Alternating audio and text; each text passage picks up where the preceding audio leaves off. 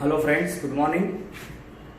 Last lecture में આપણે complete કરેલા અમાલ્ગમેશન, એબ્સોર્પ્શન, એક્સટર્નલ રિકન્સ્ટ્રક્શન નો મીનિંગ। હવે જે ચેપ્ટર નો મેઇન હાર્ટ જે કહેવાય ટાઇપ્સ ઓફ પરચેસ કન્સિડરેશન એટલે કે પીસી એટલે કે પરચેસ પ્રાઇસ। આપણે કોઈ કંપનીનો બિઝનેસ ટેક ઓવર કરીએ તો એ બિઝનેસ કેટલામાં પરચેસ કર્યો તો એને કહેવાય PC, purchase consideration. First method थी एम लमसम मेथड। लमसम मेथड એટલે શું? ડાયરેક્ટ આપી દીધું હોય પીસી, કોઈ કેલ્ક્યુલેશન કરવાની જરૂરત ના હોય। amount of PC directly given, no need to calculate PC। PC ગણવાની કોઈ જરૂરત નથી। Example, business of A is purchased by B for rupees 1 lakh। A નો બિઝનેસ B એ પરચેસ કર્યો 1 lakh માં, means purchase price is 1 lakh which is directly given, no need to calculate। Second point, net asset method। net asset એટલે આપણે શું કે assets minus liabilities, normally આવું બોલાય છે। પણ net asset method આઈડેન્ટિફાઈ કેવી રીતે કરશો? એક્ઝામ્પલમાં તમને પહેલા આપ્યું હોય કે ભાઈ અમાલ્ગમેશન છે, એક્સટર્નલ રિકન્સ્ટ્રક્શન છે કે એબ્સોર્પ્શન છે। First we have to identify it, then we have to decide, we have to identify weather it is lump sum method, net asset method। तो एना माटेना सिम्पटम्स छे आ बधा। सेकंड मेथड छे नेट एसेट मेथड।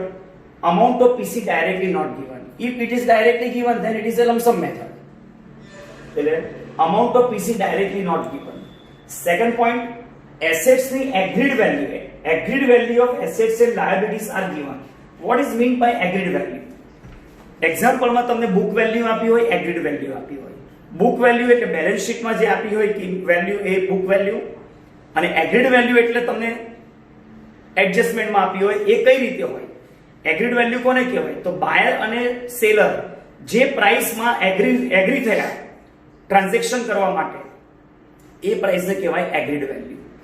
એટલે agreed value of assets and liabilities are given. Assets અને લાયબિલિટીઝની agreed value આપી હોય। Third point, details of payment are missing. Payment ની ડિટેલ માં કંઈક મિસિંગ હોય એટલે કઈ રીતે ખબર પડે કે પેમેન્ટ ની ડિટેલ મિસિંગ છે? તો આપણે એવું કહીએ કે ભાઈ આપણે કંપનીનો બિઝનેસ ટેક ઓવર કર્યો તો પેમેન્ટ માં શું આપ્યું તો કે 1 લાખ ઇક્વિટી શેર આપ્યા અને બાકીનું પેમેન્ટ કેશ માં। પણ બાકીનું પેમેન્ટ કેશ માં કેટલું? ધેટ્સ મિસિંગ, એટલે નેટ એસેટ મેથડ કહેવાય। એટલે details of payments are missing. तो હવે नेट एसेट मेथड खबर पड़ी गई कि भाई आ नेट एसेट मेथड કહેવાય।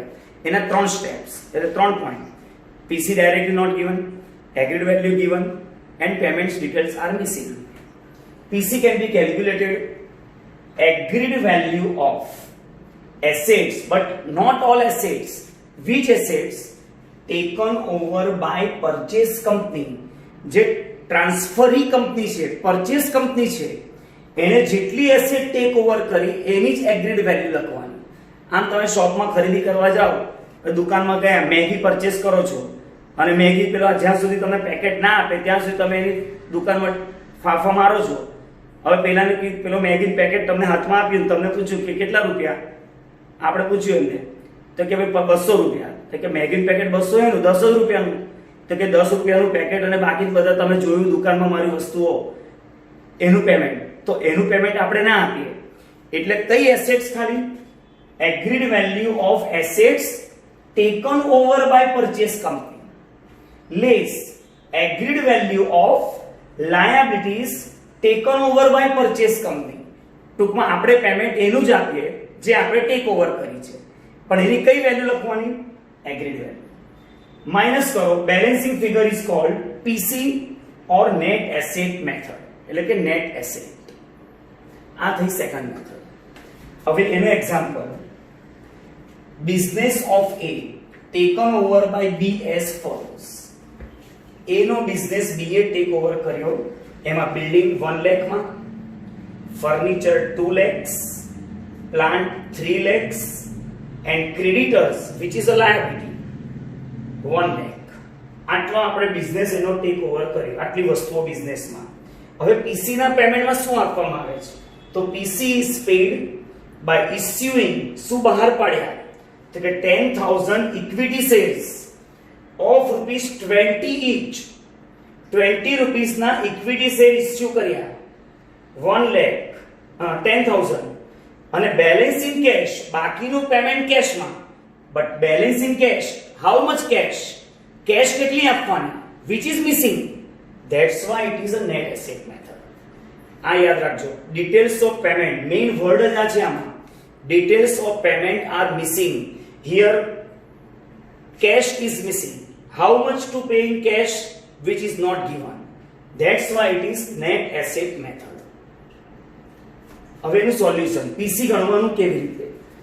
agreed value of assets taken over by purchase company, એમાં assets નું list, building 1 lakh, furniture 2 lakhs, plant 3 lakhs, total assets 6 lakhs, less agreed value of liabilities taken over by purchase company, creditors 1 lakh. Balancing figure 5 lakhs is called PC. આને કહેવાય net asset method. PC calculated as 5 lakhs. Mode of payment. Payment માં શું આપ્યું? તો કે 10,000 equity shares of 20 each. The total amount થઈ 2 lakhs. 10,000 into 20, 2 lakhs. Total આપણે payment કરવાનું છે 5 lakhs. એમાંથી 2 lakhs ના તો ઇક્વિટી શેર્સ આપ્યા. તો બેલેન્સ ઇન કેશ જે મિસિંગ હતું અને એ બેલેન્સ કેટલું આવ્યું? તો કે out of 5 lakhs 2 lakh paid by way of equity shares and balance is 3 lakhs. ચલો આ થઈ ગઈ net asset method. Third method net payment method. હવે net payment method અને net asset method બેમાં આઈડેન્ટિફિકેશન કરવું થોડું ડિફિકલ્ટ હોય છે, પણ આ જે પોઈન્ટ્સ લખ્યા છે એના પરથી ખ્યાલ આવી જશે. First, amount of PC not given, જે net asset મેથડમાં બી હતું. આમાં agreed value of assets and liabilities may or may not be given, એટલે agreed value આપી બી હોય ના બી આપી હોય. Third point, payment of details of payments are missing, are given. આમાં પેમેન્ટની ડિટેલ બધી તમને આપી દીધી હોય, એટલે ટૂંકમાં nothing is missing. And fourth one, PC can be calculated. હવે પીસી કેવી રીતે કેલ્ક્યુલેટ કરવાનું? તો જે પેમેન્ટમાં તમે આપ્યું એ બધું ટોટલ કરી દો, એડ કરી દો, એટલે પીસી મળી જશે. એટલે PC can be calculated by adding all payments. બધું પેમેન્ટ ભેગું કરી દો, એડ કરી દો, એટલે તમને મળી જશે PC. Example, business of A taken over by B. A નો બિઝનેસ B એ ટેક ઓવર કર્યો. હવે એમાં ડાયરેક્ટ તમને એગ્રીડ વેલ્યુ નથી આપી, may or may not be given, but details of payment are given.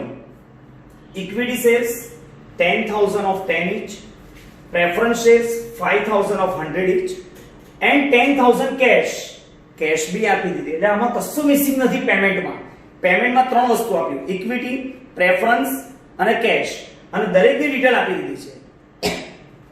તો પીસી કેવી રીતે કેલ્ક્યુલેટ કરવાનું છે? By adding all payment. Equity shares તો કે 10,000 into 10 1 lakh, preference shares 5,000 into 100 5 lakhs, and third one cash 10,000, total 6 lakhs 10,000. It's a PC. ત્રણ method છે PC ની: lump sum, net asset, net payment. Net asset net પેમેન્ટમાં main difference શું છે? તો કે નેટ એસેટમાં પેમેન્ટની ડિટેલ તમને મિસિંગ હોય અને નેટ પેમેન્ટમાં પેમેન્ટની ડિટેલ તમને આપી દીધી હોય. નેટ એસેટ્સમાં યાદ રાખજો, details of payment are missing, એટલે નેટ એસેટ શોધવી પડે છે.